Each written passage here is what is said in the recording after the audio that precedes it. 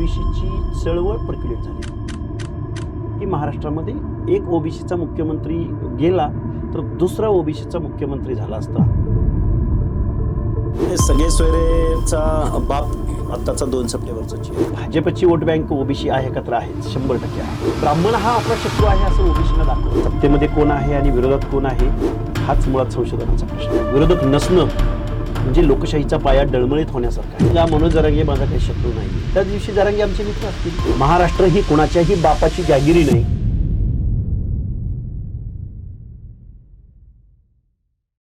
नमस्कार, मी स्नेहल चौधरी. आपण पाहत आहात LS मराठी. नमस्कार, मी करणसिंह पवार. महत्त्वाचा मुद्दा हा आहे की महाराष्ट्रामध्ये प्रत्येक समाजामध्ये आरक्षणाला घेऊन सध्या अस्वस्थता पाहायला मिळते. मागच्या काही वर्षांपासून आपण वारंवार पाहतोय मराठा विरुद्ध ओबीसी अशा प्रकारचा वाद सुद्धा उफळून आलाय. अगदी त्याचे राजकीय परिणाम सुद्धा पाहायला मिळाले.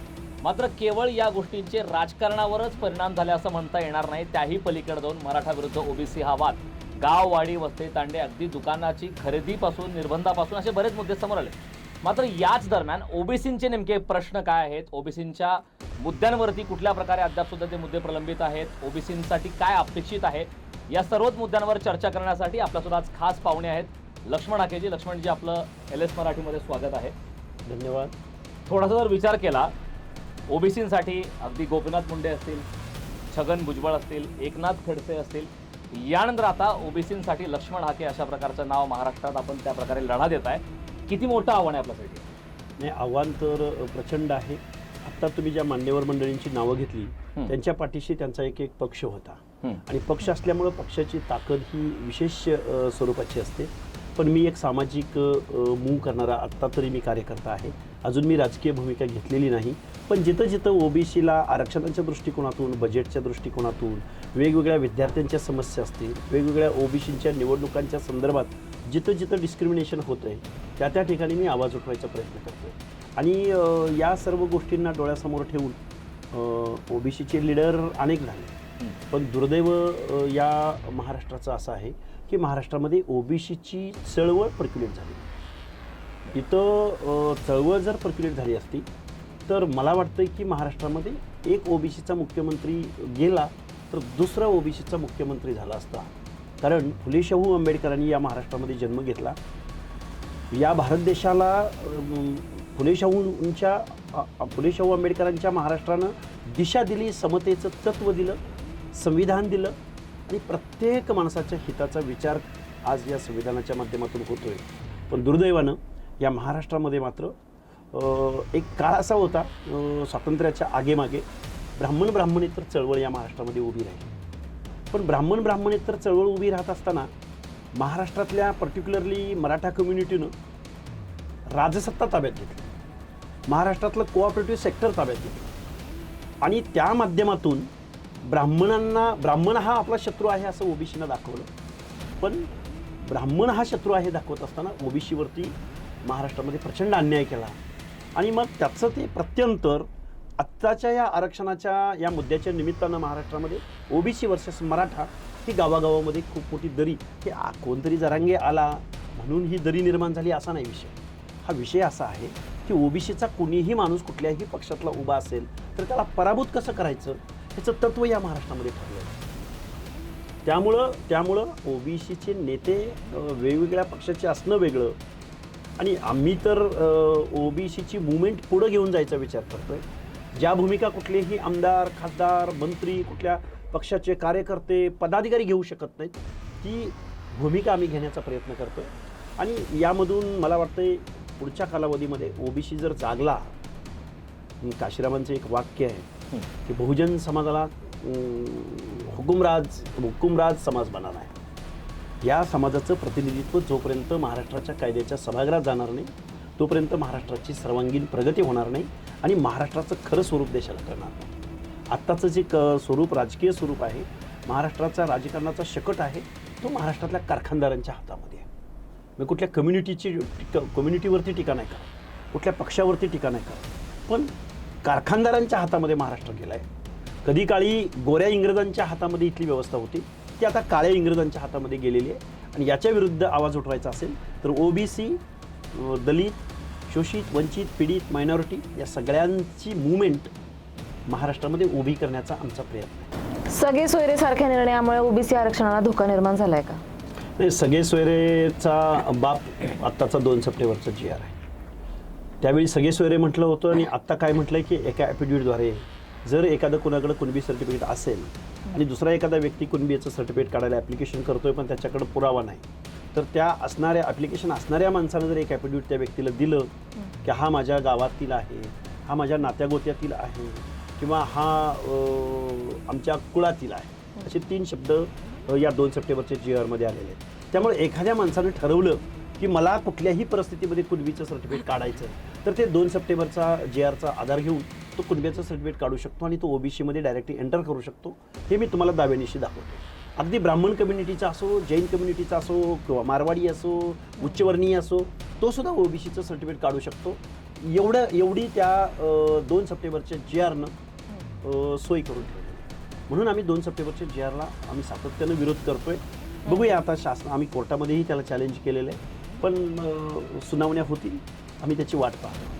लक्ष्मणजी, जसा एक महत्त्वाचा मुद्दा हा आहे, आपण जसा आता उल्लेख केला जरांगे पाटील यांचा, की राजकीय मतं मिळवण्यासाठी अशी काही खेळी झालेली असावी. मात्र असा आरोप आपल्यावरती म्हणण्यापेक्षा ओबीसीवरती सुद्धा केला होता की भाजपची वोट बँक आहे एका प्रकारे आणि याला मोठ्या प्रमाणात भाजपला किंवा यांना फायदा होतो महायुतीला असं सांगितलं जातं. यावरती नेमकं आपलं काय? नाही, भाजपची वोट बँक ओबीसी आहे का तर आहे, 100% आहे.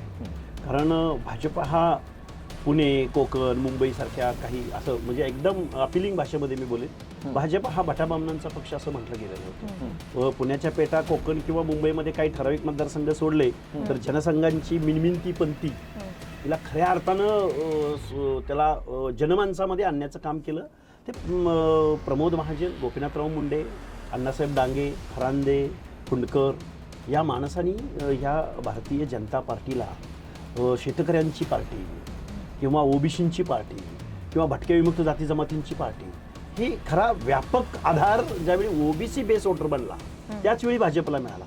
भाजपचा बेस वोटर ओबीसी आहे का तर निश्चित आहे. पण माझं एक प्रिडक्शन असं आहे, माझं एक अनालिसिस असं आहे की भारतीय जनता पार्टी निर्विवादपणे सत्तेत आल्यानंतर भारतीय जनता पार्टीनं एक पर्याय इथल्या व्यवस्थेच्या विरोधामध्ये, कारखानदारांच्या विरोधामध्ये किंवा इथे घराणेशाहीच्या माध्यमातून काही ठराविक लोक महाराष्ट्राच्या राजकारणामध्ये आमदार, खासदार, मंत्री, कारखानदार होतात, त्यांना पर्याय म्हणून ओबीसी, VJNT या प्रवर्गातल्या लोकांना उभं करण्याऐवजी, त्यांना बळकटी देण्याऐवजी त्यांनी परत या सर्व कारखानदारांना आपल्या पक्षामध्ये प्रवेश दिलेला आहे. आणि 100% भाजपा म्हणण्याऐवजी त्यांनी काँग्रेसयुक्त, राष्ट्रवादीयुक्त भाजपा बनवलेली आहे. आणि आम्ही मात्र जिथल्या तिथं आहोत, कारण आमच्या महायुतीला पैसे मिळत नाहीत. आमच्या प्रत्येक जातीच्या मतं खेचण्यासाठी माननीय फडणवीस साहेबांनी जातीच्या नावानं हे निर्माण केल्या, काय आपल्या मंडळ निर्माण केले. पण आज सरकार 1 वर्षाचा कालावधी पूर्ण झाला, त्याला अध्यक्ष भेटलेला नाही. ओबीसीची संख्या 50 ते 60% आहे. त्यांना कालच्या बजेटरी तरतूद, बजेटरी अधिवेशनामधली 1% पुढं म्हणजे ओबीसींच्या VJNTच्या सामाजिक न्याय हक्काच्या योजनेसाठी 1% पुढं बजेटरी तरतूद या महाराष्ट्रामध्ये आजपर्यंतच्या एकाही बजेटमध्ये झालेली नाही. काय मिळालं ओबीसींना? ओबीसी फक्त बेस वोटर बनला भाजपचा. पण भाजपनं ओबीसीला काय दिलं? ह्या प्रश्नाचं उत्तर जर ॲनालिसिसच करायचं म्हणलं लोकसंख्येच्या प्रमाणात तर भयानक आहे. त्यामुळं ओबीसीचा वाली आज रोजी तरी महाराष्ट्रामध्ये कोणी नाही, हे मी पूर्ण दाव्यानिशी सांगू शकतो. ओबीसीचा वाली आज रोजी कोणीच नाही असं आपण दाव्यानिशी सांगताय. आणि एका दृष्टीने हे सुद्धा सांगत आहात की भाजपची वोट बँक ओबीसी आहे. तर मुद्दा हा आहे की अगदी VP सिंग यांच्या काळामध्ये ज्यावेळेस ओबीसीला आरक्षण मिळालं होतं त्यावेळी प्रखरतेने भाजप असेल संघाने मोठ्या प्रमाणात विरोध केला होता. मात्र आज तीच ओबीसी भाजपची वोट बँक नेमकी कशी काय होती? काय झालंय, ओबीसी हा असंघटित आहे. ओबीसी मायक्रो घटकामध्ये विखुरलेला आहे. 3-4 जाती महाराष्ट्रातल्या सोडल्या तर ते खूप दुर्बिणीनं शोधावे लागतात. मग अशा परिस्थितीमध्ये ओबीसींच्या शेकडो जाती आणि मग त्या शेकडो जातींना एकत्रित आणणं हे जे व्हायला हवं होतं. आपण मुलाखतीच्या सुरुवातीलाच बोललात की महाराष्ट्रामध्ये ओबीसीची मुवमेंट त्या पद्धतीनं पर्क्युलेट व्हायला हवी होती, ती झाली नाही दुर्दैवाने. आणि त्यामध्ये मी एक धाडसानं विधान करेन की RPI असेल किंवा बाबासाहेबांच्या नावानं चालणारे हे आमच्या ज्या काही संघटना, पक्ष आहेत त्या पक्षांनी ओबीसी वोट बँक खेचण्याचा कधी मला वाटत नाही की प्रॉपर पद्धतीनं प्रयत्न केला. जो प्रयत्न डॉक्टर बाबासाहेब आंबेडकरांनी स्वातंत्र्यपूर्व कालखंडामध्ये केला होता, ज्या बाबासाहेब आंबेडकरांच्या पक्षाचा विरोधी पक्ष म्हणजे बहुसंख्येनं प्रतिनिधी निवडून येत होते.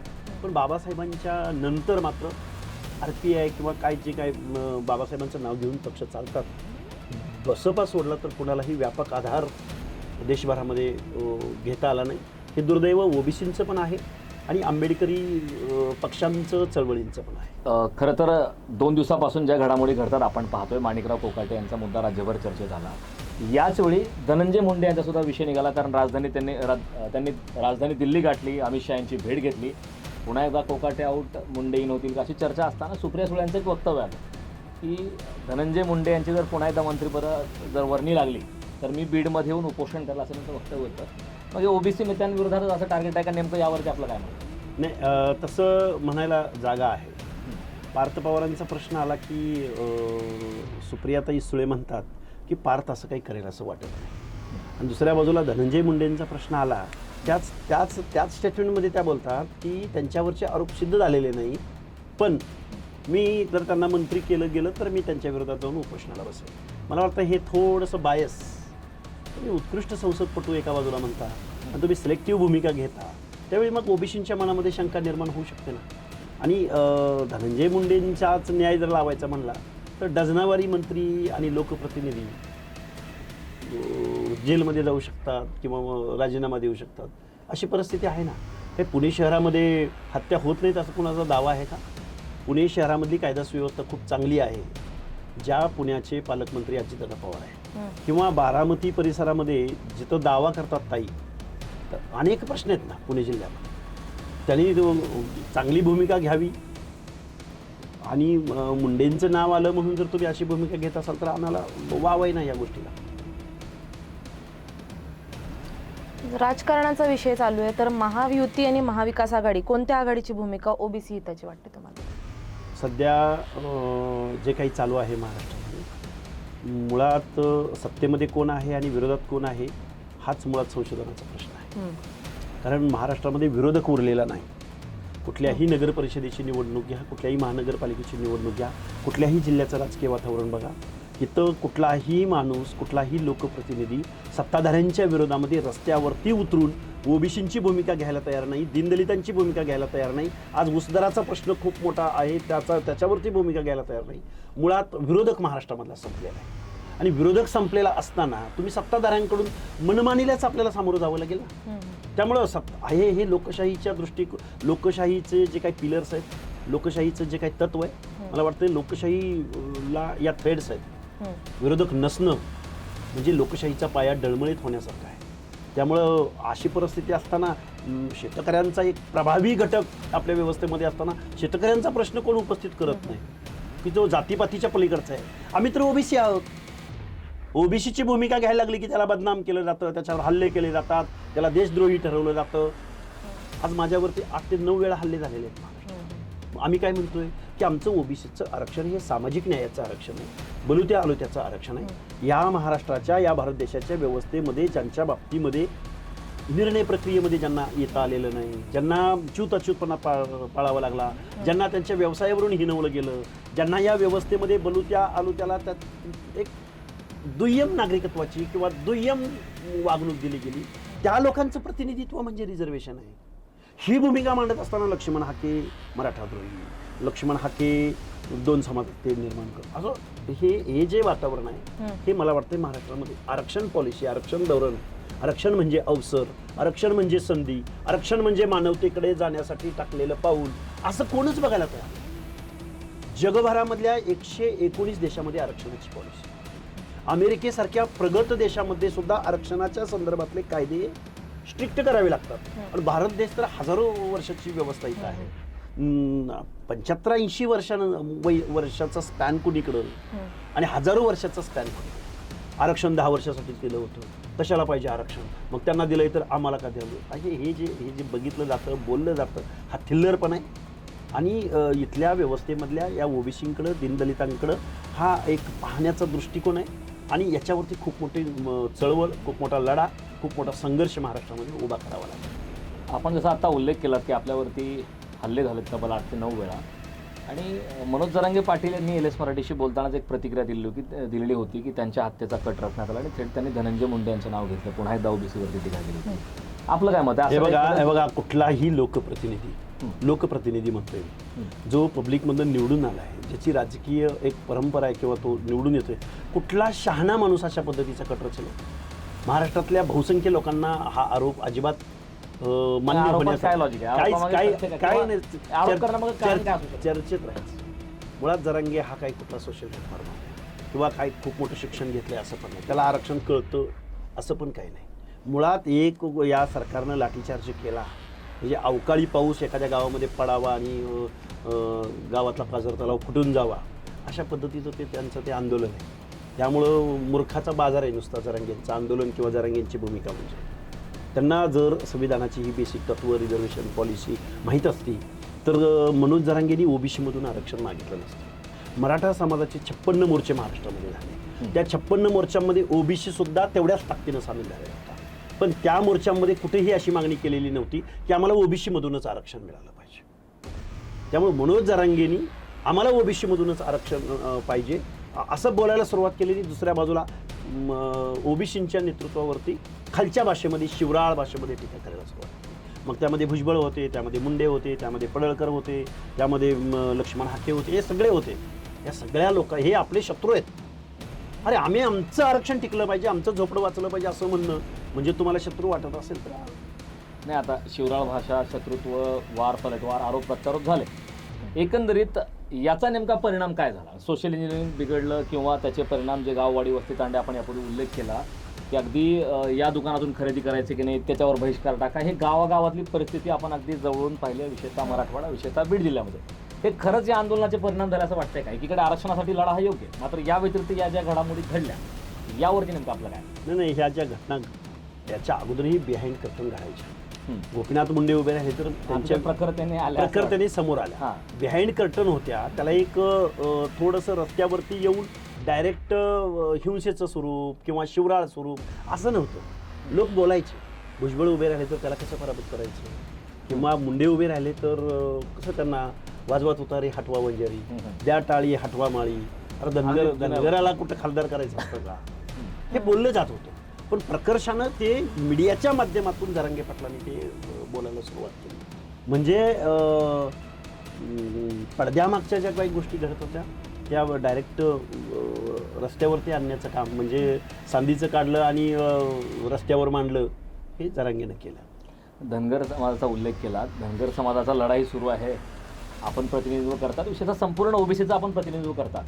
मात्र धनगर समाजाचेच मुद्दे अद्याप प्रलंबित आहेत. यात अपयश आलं असं वाटतंय का? संपूर्ण ओबीसीची आपण जबाबदारी घेताय, लढा देताय, यावरती आपलं नेमकं काय मत आहे? कारण बऱ्याच वेळा केवळ काही पदे दिली जातात आणि धनगर समाजाला शांत करण्याचा प्रयत्न केला जातो, अशी धक्क्यावर चर्चा असते. हे तुम्ही बोलताय, तुम्ही जो प्रश्न उपस्थित केला 100% या प्रश्नाशी मी सहमत आहे. मुळात धनगर समाज हा बेस होतो आहे. महाराष्ट्रामधल्या 70 ते 80 विधानसभा कन्सिस्टन्सी अशा आहेत आणि जवळजवळ 8 ते 10 लोकसभा कन्सिस्टन्सी अशा आहेत. धनगराला जरी मतदान केलं तर 60 ते 70 आमदार या महाराष्ट्रामध्ये निवडून येऊ शकतात. म्हणजे 2 नंबरची पॉप्युलेशन ही धनगर समाजाची आहे. पण दुर्दैव या धनगर समाजाचं असं आहे की देशाला स्वातंत्र्य मिळून आज 70-80 वर्ष झाली. एवढ्या वर्षाच्या कालावधीमध्ये देशाच्या लोकसभेमध्ये एकही धनगराचा माणूस निवडून जाऊ शकला नाही. पहिला मुद्दा. दुसरा मुद्दा असा आहे, मी काही जिल्ह्यांची नावं तुमच्यासमोर घेतो. बीड जिल्हा असेल, नांदेड जिल्हा असेल, लातूर जिल्हा असेल, जालना जिल्हा असेल, छत्रपती संभाजीनगर असेल, धाराशिव असेल, मी जी काही ही नावं घेतो जिल्ह्यांची, इथं विधानसभेचा एकही उमेदवार निवडून गेला नाहीच. पण विधान परिषदेवर सुद्धा तिथला एखादा माणूस गेलेला नाही. 8 जिल्ह्यामध्ये बहुसंख्येनं असणारा धनगर समाज, एका विधानसभा कन्सिस्टन्सीमध्ये 80,000, 90,000, 1 लाख, 1.25 लाख मतदान असणारा धनगर समाज एकही विधानसभेमध्ये, मी या 8 जिल्ह्याचं सांगतोय, महाराष्ट्राच्या जिल्ह्यांची वेळ आली येईल त्यावेळी तेही सांगेल. 8 जिल्ह्यामधून, कारण मराठवाड्यामध्ये मी मागच्या विधानसभेच्या अगोदर किंवा उपोषणाच्या आंदोलनानंतर मी गावोगाव फिरतो. लोकांनी एवढं प्रेम दिलंय, गावागावामध्ये बोलवलं जातं, हजारोच्या संख्येनं लोक तिथे येत आहेत. विधानसभेमध्ये लढण्याची संधी तर धनगराला मिळालीच नाही, पण विधान परिषदेवर सुद्धा या समाजाला प्रतिनिधित्व दिलं जावं अशी भूमिका इथल्या राज्यकर्त्यांनी घेतली. ह्याला जोडूनच मी तुमच्यासमोर एक प्रश्न उपस्थित करतो. माजलगाव मतदारसंघाचा वयोवृद्ध नेता प्रकाश सोळंकी, ज्याचा बाप महाराष्ट्राचा उपमुख्यमंत्री होता, हा सुद्धा त्या मतदारसंघाचं, मी खूप खालच्या भाषेत बोलतोय, हा सुद्धा माजलगाव मतदारसंघाचं प्रतिनिधित्व करतो. ज्यावेळी मुंडेला मंत्रिपद द्यायची वेळ आली त्यावेळी हा म्हणला की मी मराठा आणि माझी जात आडवी येते, मला मंत्रिपद मिळायला. म्हणजे धनगर समाजानं काय बोललं पाहिजे? त्यांना साधं तिकीट मिळत नाही, लढण्याची संधी भेटत नाही. की ज्या बीड जिल्ह्यात 3.5 लाख धनगर समाजाचा काउंट आहे. मग सगळ्याच पक्षातनं असं होते का? सर्वच पक्ष काय झालं, जे डोंगराच्या कुशीला राहिले, जे मेन स्ट्रीम पासून, नागरवस्तीपासून, सिव्हिलायझ्ड पीपल पासून जे दूर राहिले, जे बेस वर्क करत राहिले, जे ऊसतोडीचं काम करत राहिले, मेंढपाळीचा व्यवसाय करत राहिले, जे शेती करत राहिले, जे हमालीचा व्यवसाय करत राहिले, त्यांचं प्रतिनिधित्वच नाही ना. आणि रिझर्वेशन इज इक्वल टू घरावर सोन्याची कौलं, जमीन, नोकऱ्या, हे कुणी सांगितलंय? हे या जरांगेला मी एवढ्या वेळा सांगून झालंय. हे बघा, reservation is equal to representation. Reservation बरोबर प्रतिनिधी असं अपेक्षित आहे. ज्या लोकांचं प्रतिनिधित्व बघा, काल परवा मी खूप विचारानं तुमच्यासमोर बोलतोय. काल परवा हाऊसमध्ये शरदचंद्रजी पवार यांच्या कन्या, उत्कृष्ट संसदपटू सुप्रिया सुळे हाऊसमध्ये बोलत होत्या. एकदम उत्कृष्ट संसदपटू आणि काय त्यांचं नॉलेज आहे. तिथं म्हणत होत्या, हो मी आहे घराणेशाही, आहे माझ्या घरात घराणेशाहीचं समर्थन. देशाच्या सर्वोच्च संसदेमध्ये, कायद्याच्या सभागृहामध्ये घराणेशाहीचं त्या जर समर्थन करत असतील, तर या महाराष्ट्रामधल्या एखाद्या बेरड समाजाच्या, भटक्या विमुक्त जाती जमातीमधल्या गुन्हेगार जमात म्हणून ज्यांच्या कपाळावरती शिक्का बसला गेला, त्या बेरड समाजाच्या एखाद्या उच्च शिक्षित मुलीला असं वाटलं की मला महाराष्ट्राच्या विधानसभेमध्ये माझ्या समूहाचं प्रश्न मांडण्यासाठी प्रतिनिधित्व करायचं, किंवा तिला असं वाटलं की माझ्याकडे एज्युकेशन आहे, मला संविधानाचं ज्ञान आहे, मला माझ्या समूहाचं प्रतिनिधित्व देशाच्या संसदेत करायचं, तिला फ्री अँड फेअर वातावरण या महाराष्ट्रात मिळेल, तिला तिकीट कुठला पक्ष देईल, तिला कायद्याच्या सभागृहात खासदार होता येईल. जर सुप्रिया सुळे अशा पद्धतीनं घराणेशाहीचं समर्थन करत असतील, तर या सगळ्या समूहाचं 50 ते 60% भटक्या विमुक्त, ओबीसी, बलुते, आलुते, दीनदलित या सगळ्या लोकांचा खरा प्रतिनिधी कायद्याच्या सभागृहात जोपर्यंत जाणार नाही, तोपर्यंत ह्यांचे प्रश्न कोण उचलणार? आणि आता जे रिझर्वेशनच्या जागेवरती निवडून जातात ते पक्षाचे कार्यकर्ते असतात, गाडीचे ड्रायव्हर असतात, त्या आमदारानं, खासदारानं, त्या भागातल्या त्या संस्थानिकानं, तिथल्या राजकीय वर्चस्व असलेल्या माणसानं पाठवलेली ती प्रतिनिधी असतात. ते काय मांडतील? म्हणजे जो 1932चा पुणे पॅक्ट होता, पुणे करार, त्या पुणे करारानं दीनदलितांचे सूचीबद्ध जे काय आरक्षण आहे SC STचं, तिथं सुद्धा प्रॉपर प्रतिनिधी आम्ही देशाच्या कायद्याच्या सभागृहात पाठवू शकलो नाही. हे दुर्दैवानं, बाबासाहेब त्यावेळी बोलले होते, पण दुर्दैवानं त्या पुणे करारामुळं आजही मी खूप जबाबदारीनं बोलतोय महाराष्ट्राच्या या तुमच्या LS मराठीच्या या डायसवरती, की आजही खरा प्रतिनिधी कायद्याच्या सभागृहात पोचू शकलेला नाही. हे महाराष्ट्राचं, देशाचं दुर्दैव. पण आरक्षण कुठेतरी जातीय तेढ निर्माण करते आपल्याला दिसतंय, ते आपण कुठे जाऊन थांबू शकतो? नाही, आरक्षण जातीय तेढ नाही, आरक्षण प्रतिनिधित्व देते. आरक्षण आमच्या लोकशाहीमध्ये आमच्या संविधानाचं प्रियांबल असं बोलतं, we the people of India. आम्ही काय म्हणतो? आम्ही स्वतंत्रता, बंधुता, मानवता, we the people of India. सामाजिक न्यायासह समता प्रस्थापित करायची आम्हाला. फक्त सामाजिक समता नाही, बाकीच्या समता नाही. म्हणजे काय? आर्थिक समता. आता आर्थिक उड्डाणं लाखो करोड रुपयांची असतात. सामाजिक न्याय, सोशल जस्टिस कधी मिळेल? की हर एक समूहाचा एक तरी प्रतिनिधी किमान कायद्याच्या सभागृहात. त्यासाठी रिझर्वेशन म्हणजे अवसर आहे, आणि अवसर मिळणार असेल तर कुणाला रिझर्वेशनची आवश्यकता? जर प्रतिनिधित्व, आता मी काय बोललो की धनगर कम्युनिटीचा माणूस देशाच्या संसदेमध्ये एकही निवडून जाऊ शकतो. शरदचंद्रजी पवार नेहमी पंतप्रधान पदाचं स्वप्न पाहतात, पण त्याच महाराष्ट्रामध्ये ते 10-20 खासदार निवडून आणू शकत नाहीत. कारण ते दरबारी राजकारण करतात, कारखानदारांचं राजकारण करतात, दीनदलितांचं, ओबीसीची मुवमेंटमध्ये, एका मुवमेंटमध्ये त्यांनी सहभाग घेतलाय असं मला एक आंदोलन दाखवा. कशाला देशाच्या पंतप्रधान पदाची स्वप्न तुम्ही बघताय? तुम्ही महाराष्ट्रामधून 48 पैकी 45 खासदार निवडून घेऊन जावा ना. तुम्ही इथं आमच्याबरोबर भांडताय.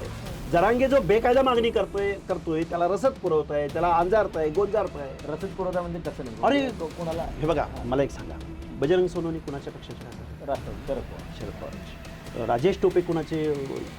राष्ट्रवादीचे. बरोबर. ह्या माणसाने केलं काय की जरांगे नावाचं माणूस, तो आंदोलन सोडून पळून गेला होता अंतरवली सराटीतून. त्याला आणून बसवण्याचं काम शरदचंद्रजी पवारांनी केलंय. कारण शरद पवारांच्या हातून महाराष्ट्राची सत्ता गेलेली होती. त्या सत्तेमध्ये परत येण्यासाठी लोकसभेला त्यांनी ते केलंही, सक्सेसही झाले. पण आम्ही मराठवाड्यामध्ये महाराष्ट्रामध्ये ओबीसीना सांगितलं दगडापेक्षा वीट मऊ. आत्ता आपल्याला अशी भूमिका घ्यावी लागेल. पण भाजपा हे सोयीस्करपणे विसरली की ओबीसी आपला DNA फक्त डायसवर बोलायचं, विचारमंचावर बोलायचं, पण काम करत असताना मात्र कारखानदारांचं करायचं. हे आम्हाला आता ही भाजपच्या विरोधामध्ये आणि समग्र व्यवस्थेच्या विरोधामध्ये मुवमेंट आम्हाला उभी करावी लागेल. सर, मुद्दा हा आहे की ओबीसी, खरं तर ओबीसी वोट बँक, भाजपने ओबीसीचा वोट बँक म्हणून वापर केला, मात्र ओबीसींचा भ्रमनिरास झाला का हा प्रश्न निर्माण होतो. नाही बघा, ओबीसींचा भ्रमनिरास, मी एक कार्यकर्ता आंदोलक म्हणून माझा तरी भ्रमनिरास झाला, पण भाजपकडून आमचा भ्रमनिरास झाला आहे हे ज्या दिवशी ओबीसीला समजेल त्या दिवशी भाजप सत्तेतून बेदखल. लढा देणे हा खरं तर तुमचा DNA आहे, मात्र लक्ष्मण हाके यांच्याकडे ज्यावेळेस पाहतो की अन्याय होतो त्या ठिकाणी आपण आवाज उठवता, आंदोलन करता, भाषणे करता, सगळ्या गोष्टी आहेत. मात्र भटक्या विमुक्त जातींविरोधात, जातीसंदर्भात जे आपला एक कळवळा आहे त्यांना न्याय मिळवून देण्यासाठी आपण प्रयत्न करताय, मागासवर्गीय आयोगावरती सुद्धा आपण होतात, त्या ठिकाणी लढा न देता आपण त्या ठिकाणावर नेमकं त्या आक्षेप काय होता की आपण त्या ठिकाणी राजीनामा दिला आणि बाहेर पडलात, नेमकं ह्याचं काय लॉजिक? नाही, राजीनामा देण्याचं कारण असं होतं की तत्कालीन मुख्यमंत्री एकनाथ शिंदे साहेबांनी आम्हाला ज्यावेळी आयोगाच्या सदस्यांना एक गोष्ट आम्हाला पर्टिक्युलरली करायला सांगितली. काय असतं, आयोग हा स्वायत्त आयोग आहे. तुम्ही त्यांना एखादा रेफरन्स देऊ शकता किंवा एखादी केस देऊ शकता, पण त्याच्यावर काम करण्याचे स्वायत्त अधिकार त्या सदस्यांना असतात. पण तुम्ही ज्यावेळी अजेंड्यावर काम करायला सांगता त्यावेळी आम्हाला ते आवडलं नाही.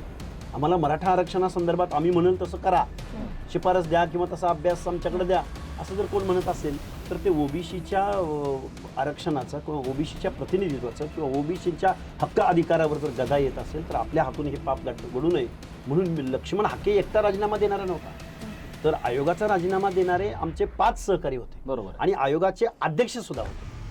6 माणसांनी आयोगाने वन टाईम आयोगावरून राजीनामा देणं म्हणजे हे चांगल्या व्यवस्थेचं लक्षण नाही. म्हणजे तुम्ही राज्यकर्ते, प्रशासन करते, तुम्ही स्वायत्त संस्थेच्या कामकाजामध्ये इंटरफिअर करता हे त्यातून सिद्ध होतं. पण आता तेवढा प्रगल्भ समाज असला पाहिजे, तेवढी प्रगल्भ व्यवस्था असली पाहिजे की स्वायत्त संस्था. आता उद्या निवडणूक आयोगाला जर एखादा राजकीय पक्ष जर इंटरफिअर करायला लागला आणि त्यानं जर ते ऐकलं तर लोकशाही संपली ना. निवडणूक आयोग जर राजकीय पक्षाच्या अजेंड्यावरून सांगण्यावरून काही करत असेल, लोकशाही संपली ना. त्यामुळे तो राजीनाम्याचा तो विषय होता. जर उद्या सरकारने असा निर्णय घेतला की ओबीसी आरक्षणाला धक्का न लावता मराठ्यांना स्वतंत्र आरक्षण देण्यात यावं, तर आपण पाठिंबा द्याल का? ऑलरेडी देवेंद्र फडणवीस, एकनाथ शिंदे यांनी ऑलरेडी मराठा समाजाला 10% SC-BCचं आरक्षण दिलेलं आहे. बरोबर. की जे शिक्षण आणि नोकऱ्यामध्ये आहे. आत्ता जे जरांगीच्या मागणीनुसार SC-BCच्या आरक्षणाचा कुठल्याही शिक्षण आणि नोकरीच्या एंट्री पॉईंटचा कट ऑफ मेरिटचा हा ओबीसी पेक्षा कमी आहे. म्हणजे बेनिफिट हे SC-BCचंच आहे मराठा समाजातल्या माझ्या तरुणांचं. पण जरांगीला त्याच्याशी काही देणं घेणं किंवा EWS इकॉनॉमिकल विकर सेक्शनमध्येच मराठा समाजाचं खूप मोठं प्रतिनिधित्व फुलफिल होत होतं. 10%पैकी 8.61% प्रतिनिधित्व मराठा समाजाला मिळत होतं. जरांगींची मागणी फक्त राजकारणासाठी होती. जरांगींचं आंदोलन फक्त गावगाड्यातल्या पंचायतीच्या सरपंच पदाच्या, जिल्हा परिषदेच्या सभापती पदाच्या निवडणुकांमध्ये, नगरसेवक पदाच्या निवडणुकांमध्ये, नगराध्यक्षाच्या निवडणुकीमध्ये ओबीसींना येऊ द्यायचं नाही या भावनेतून जरांगेंचं आंदोलन होतं. जरांगेंचं आंदोलन मी खूप जबाबदारीने सांगतोय, जरांगेंचं आंदोलन फक्त राजकारणासाठी होतं आणि ते त्यांनी केलेलं आहे, यशस्वी केलेलं. यस. भ्रमनिरास झाला असं पण म्हणताय ओबीसी समाजाचं. ओबीसी समाजाला काय आव्हान करायला मराठीच्या माध्यमातून? ओबीसी समाजाला मी सांगेन, अर्लियर आता आपल्या नगरपालिकांच्या निवडणुका आहेत. या निवडणुकामध्ये मी आता पुण्यामधून बोलतोय. पुण्यामधून बोलत असताना मी पुणे परिसर आणि पिंपरी चिंचवड परिसरामधल्या बहुतांश सत्ताधारी पक्षांनी मूळ ओबीसीला तिकीटं न देता निवडणूक जिंकण्याच्या, पैसेवाल्याच्या, धनदांडग्यांच्या किंवा बोगस कुणबी सर्टिफिकेट घेऊन ओबीसींच्या जागा, हक्क अधिकारावर गदा आणणाऱ्या उमेदवारांना तिकीट देण्याचा प्लॅन केलेला आहे. मी पिंपरी चिंचवड आणि पुणे महानगरपालिका क्षेत्रातल्या सर्व लोकांना माझी विनंती असेल, ओबीसींना मतदान करावं, बलुत्या आलुत्याला मतदान करावं, विमुक्त जाती जमात, भटक्या विमुक्त जाती जमातीमधल्या लोकांना मतदान करावं आणि आपले हक्क अधिकार टिकवावे. त्याशिवाय पुढची लढाईला आपल्या बळ भेटणार नाही, मॉरल भेटणार नाही. आणि जर तुम्ही आता या डुप्लिकेट ओबीसींना जर निवडून दिलं तर इथून पुढच्या कालावधीमध्ये महानगरपालिका क्षेत्रांमध्ये मूळ ओबीसींचं प्रतिनिधित्व दिसणार नाही. आणि जर मग ओबीसींचे प्रतिनिधी जर त्या तिथल्या लोकल बॉडीजमध्ये नसतील तर परत आपल्याला झोपडपट्टी, परत आपल्याला पिंपरी चिंचवड, पुणे महानगरपालिकेच्या आउटस्कर्टला जमिनीशी समांतर पालं, जमिनीशी समांतर पत्र्याची भिंत, पत्रावरती ना स्वच्छतागृह, ना शिक्षण, शिक्षणाच्या गळतीचं प्रमाण, ह्या सगळ्या समस्यांना आम्हाला सामोरं जावं लागेल. रस्त्याच्या लेअरवर लेअर जातील पण ठराविक एरियामध्येच. तुम्हाला साधा रस्तासुद्धा भेटणार नाही, तुम्हाला स्वच्छतागृह भेटणार नाही, तुम्हाला पक्कं घर भेटणार नाही, तुम्हाला स्लम्समधून बाहेर पडता येणार नाही. या सगळ्या गोष्टी डोळ्यासमोर ठेवून पुणे आणि पिंपरी चिंचवड परिसरामधल्या सर्व ओबीसी भटक्या विमुक्त बांधवांना माझी विनंती असेल, मूळ ओबीसीला मतदान करा, खऱ्या ओबीसीला मतदान करा आणि डुप्लिकेट कुणबीकरणाद्वारे जे ओबीसींच्या जागावर उभे राहतील, कुठल्याही पक्षाचा असो, भाजप असो, राष्ट्रवादी असो, काँग्रेस असो, सेना असो, कुठलाही पक्ष जो बोगस कुणबीला सर्टिफिकेट देईल त्याला घरचा रस्ता दाखवा. हे मी आव्हान या पिंपरी चिंचवड आणि पुणे परिसरातल्या सर्व ओबीसी बांधवांना. ज्या ठिकाणी ओबीसी उमेदवारच नाही त्या ठिकाणी ओबीसी मतदारांनी काय करायचं? हे बघा, रिझर्वेशन 27% रिझर्वेशन प्रमाणे बहुतांश ठिकाणी ओबीसीचे उमेदवार असतील. जिथं उमेदवार नसतील तिथं आपण चेहरे लक्षात ठेवा ना. तुमच्या आरक्षणाच्या संदर्भात आरक्षणाची वेळ होती, आरक्षणाची मुवमेंट महाराष्ट्रामध्ये तुमचं चॅलेंज केलं जात होतं, त्यावेळी तुम्हाला पाठिंबा देणारी माणसं कोण होती हे लक्षात ठेवा ना. जरांगेंचं फुलं टाकून स्वागत करणारी माणसं कोण होती तेच निवडणुकीला सामोरे. मी नावं घेऊन सुद्धा कधी वेळ पडली तर बोलू पुणे परिसरामध्ये. त्यामुळे या माणसांना तुम्हाला जाब विचारायचं की आमचं आरक्षण चॅलेंज होत होतं त्यावेळी तुझी भूमिका काय होती, तू आमच्या बाजूने कधी बोललास का? हे सामाजिक न्यायाचं आरक्षण आहे, हे बलुत्या आलुत्याचं आरक्षण आहे, ज्यांचं प्रतिनिधित्व सुद्धा या लोकल बॉडीजमध्ये आलं पाहिजे. एवढी भूमिका तुम्ही दाखवण्याची जर तुम्ही भूमिका घेतली नसेल तुम्हाला आम्ही मतदान का करायचं? त्यामुळे इथून पुढच्या कालावधीमध्ये ओबीसी बांधवांना मी आव्हान करेन, आपलं कोण परक कोण हे ओळखायला शिका आणि आपला प्रतिनिधी या लोकल बॉडीजमध्ये पाठवा. अगदी खरं तर अगदी शेवटाकडे येतोय मी की राजकारणामध्ये कधीच कोणी कोणाचा शत्रू किंवा मित्र नसतो अशी चर्चा असते. आपण महाराष्ट्राचं राजकारण मागच्या काही दिवसांपासून पाहतोय.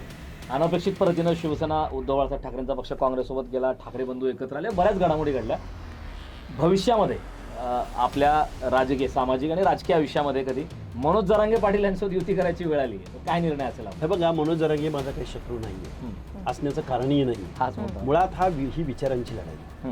ज्या दिवशी संविधानाप्रमाणे as per law, as per constitution, ज्यावेळी मनोज जरांगे नावाच्या माणसाला आरक्षणाचं धोरण समजेल त्या दिवशी मनोज जरांगेच म्हणतील की ओबीसी सोडून आम्हाला वेगळं आरक्षण द्या.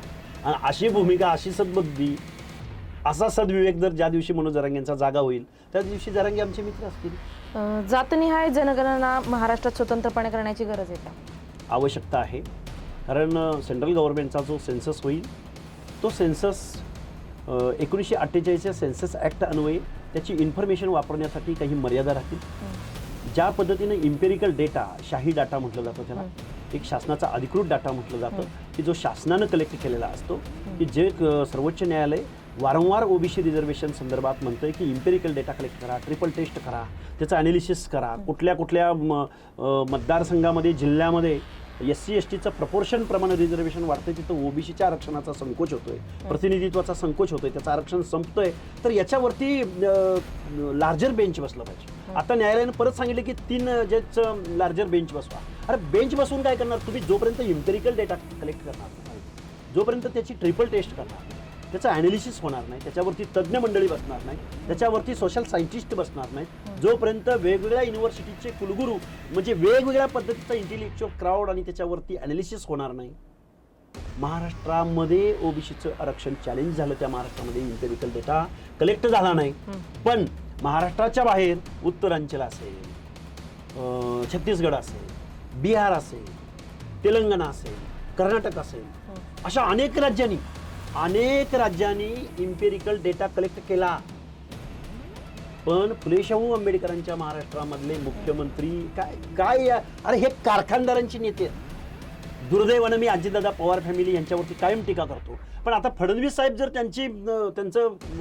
त्यांना जर पायगड्या घालत असतील तर फडणवीस साहेब सुद्धा हे सगळे कारखानदारांचे, चोरांचे, दरोडेखोरांचे शिलेदार आणि त्या शिलेदारांचे नेते बनण्याचा प्रयत्न फडणवीस साहेब करतात. हे दुर्दैव आहे महाराष्ट्राचं आणि आमचं तर निश्चित दुर्दैव आहे. महाराष्ट्राचा इम्पेरिकल डेटा ज्या दिवशी कलेक्ट होईल त्या दिवशी महाराष्ट्राचं खरं वास्तव कळेल. महाराष्ट्र ही कुणाच्याही बापाची जागिरी नाही. महाराष्ट्र आत्ता जो देशाला दाखवला जातोय तो खरा महाराष्ट्र नाही. महाराष्ट्र हा 18 पगड जातींचा महाराष्ट्र. महाराष्ट्रामध्ये बहुसंख्येनं ओबीसी राहतात.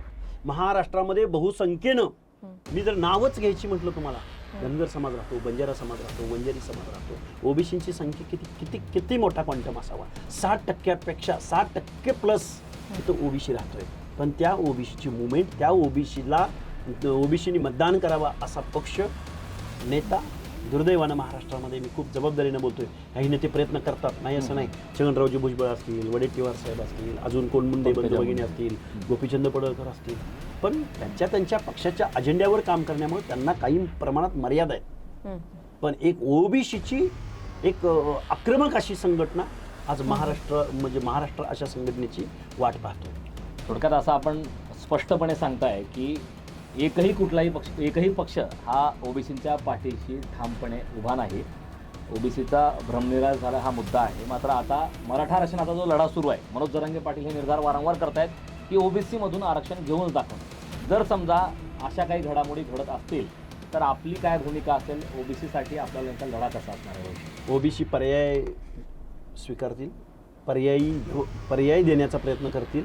आणि जी माणसं पवारांसारखी, सुळेंसारखी किंवा टोपेंसारखी किंवा बजरंग सोनवणेंसारखी, प्रकाश सोळंकींसारखी किंवा विजयसिंह पंडितांसारखी किंवा अजून कोण सो की ज्यांनी जरांगेला मोठा केला, त्या माणसांना ओबीसी निश्चित चालूच. आता ह्या नगर परिषदेच्या निवडणुका सोडा, ज्या पंचायत आणि जिल्हा परिषदच्या निवडणुका लागतील तिथं आम्ही बीड जिल्ह्यामध्ये जाऊ, जालन्यात जाऊ, वर्ध्यात जाऊ किंवा आमच्या नांदेडमध्ये जाऊ, सांगलीत जाऊ, सोलापूरमध्ये जाऊ आणि सांगू, ह्यांना विचारा पहिल्यांदा की ओबीसीनी तुम्हाला का मतदान करायचं. आणि हे होईल आता इथून पुढच्या कालावधीत. त्यामुळं फडणवीसांना आमचं सांगणं आहे, तुम्ही सत्तेत आहात, ओबीसी जर खरंच तुमचा DNA असेल, 2-5% बजेटरी तरतूद करा ओबीसीच्या सामाजिक न्याय हक्काच्या योजनांसाठी, तर आम्ही तुमचा विचार करू. अन्यथा ओबीसी आपल्या राजसत्तेकडं किंवा आपला एक पर्याय व्यवस्थेकडे निश्चित वाटचाल करेल. ओबीसींचे राजकीय प्रतिनिधित्व मंत्रिमंडळ आणि स्थानिक स्वराज्य संस्थांमध्ये पुरेसे आहे का?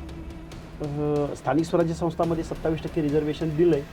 काय झालं, SC STला त्याच्या लोकसंख्येच्या प्रमाणामध्ये सूचीबद्ध आरक्षण आहे, शेड्युल्ड मधलं आरक्षण आहे. पण दुर्दैवानं ओबीसीची मुवमेंट किंवा 340वा कलम बाबासाहेबांच्या हयातीत जर ते इम्प्लिमेंट झालं असतं तर ओबीसींना सुद्धा सूचीबद्ध आरक्षण मिळालं असतं, थोडं कमी मिळालं असतं, थोड्या कमी फॅसिलिटी मिळाल्या असत्या SC STच्या तुलनेमध्ये, पण एक कायदेशीर आरक्षण मिळालं असतं. पण देशाला स्वातंत्र्य 47ला मिळालं, देशातला संविधान 50ला मिळालं, पण ओबीसींना रिझर्वेशन मात्र 1994 नंतर मिळालं. आणि तेही हेलकावखत आहे. खूप तुटपुंजा लोकल बॉडीजमधलं रिप्रेझेंटेशन सोडलं, प्रत्येक ठिकाणी शिक्षण, नोकऱ्याच्या ठिकाणी आज प्रचंड ओबीसींचं आरक्षण जवळजवळ संपुष्टात आल्याची अवस्था आहे. एकंदरीत आपण जी महाराष्ट्राच्या राजकारणाची परिस्थिती सांगितलात, खरं तर कुठल्याच पक्षाने, कुठल्याच नेत्याने ज्या प्रकारचं अपेक्षित होतं ते काम झालेलं नाही अशी प्रतिक्रिया आपण दिलेली आहे, तसं विश्लेषण आपण केलात. मात्र एक महत्त्वाचा प्रश्न, लक्ष्मणजी हाके यांच्या मनातला नेमका मुख्यमंत्री कोण? एका वाक्यात उत्तर हवं आहे. मी पर्याय दिलो तसे. अजित पवार सध्या उपमुख्यमंत्री आहेत, नाना पटोले, पंकजा मुंडे. ओबीसीचा आंदोलक म्हणून मी पंकजा मुंडेंच्या नावाला प्राधान्य देईन. आणि गोपीनाथ मुंडे, पंकजा मुंडेंचं नाव आहे, मग सध्या देवेंद्र फडणवीस मुख्यमंत्री, त्यांचं काय? नाही, पर्यायामध्ये ते नाव तुम्ही दिलं नाही. पण मी एक सांगेन की पंकजा मुंडे ज्या दिवशी मुख्यमंत्री असतील त्यावेळी ऑफकोर्स देशाच्या पंतप्रधान पदाकडे जातील फडणवीस. त्यामुळं आम्हाला आमचा एक ओबीसीचा चेहरा महाराष्ट्राचा प्रमुख पदावर बसणं देशाला केंद्रात देवेंद्र होऊ शकतं. कारण महाराष्ट्राला आजपर्यंत ओबीसीचा मुख्यमंत्री न मिळणं हे ओबीसींच्या दृष्टिकोनातून, ओबीसींच्या धोरणांच्या दृष्टिकोनातून हे खूप आवश्यक आहे. आणि एक गोपीनाथ मुंडेंचा वारसा म्हणून पंकजाचं नाव घ्यायला मला काही अडचण नाही वाटत. लक्ष्मण हाके यांनी त्यांचं नेमकं विजन काय आहे, ओबीसीसाठीचा लढा काय आहे, त्यानंतर भटक्या विमुक्त जाती जे आहेत त्यांच्यावरती अन्याय कशा प्रकारे होतो, भविष्यात ओबीसीसाठी काय करणं आवश्यक असणार आहे, राजकीय पक्षाची आजची काय परिस्थिती आहे, आगामी काळातली त्यांची वाटचाल काय, हे संपूर्ण मुद्दे LS मराठीच्या प्लॅटफॉर्मवरती सविस्तरपणे मांडलेले आहेत. पुन्हा एकदा भेटूया नवीन मुलाखतीसह. पाहत राहा LS मराठी.